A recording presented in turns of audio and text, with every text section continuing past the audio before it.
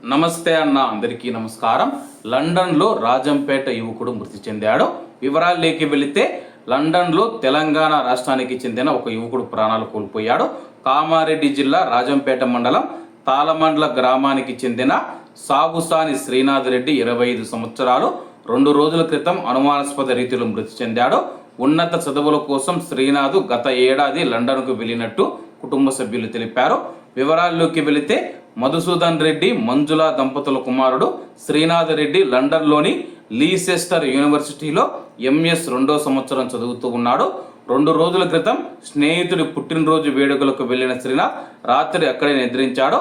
తెల్లవారేసరికి విగతజీవిగా పడి ఉన్నట్లు స్నేహితులు అక్కడే ఉన్న శ్రీనాథ్ బంధువులకు సమాచారం అందించగా వారు సంఘటనా స్థలానికి చేరుకొని తల్లిదండ్రులకు సమాచారం ఇచ్చారు.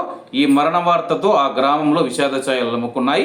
ఉన్నత చదువుల కోసం విదేశాలకు వెళ్లిన తమ కుమారుడు కానరాని లోకాలకు వెళ్లిపోవడంతో తల్లిదండ్రులు కన్నీరు మున్నీరవుతూ ఉన్నారు. శ్రీనాథ్ మృతదేహాన్ని సాధ్యమైనంత త్వరగా ఇండియాకు తీసుకువచ్చేలా ఏర్పాట్లు చేయాలని చెప్పి ప్రభుత్వాన్ని విజ్ఞప్తి చేస్తున్నారు.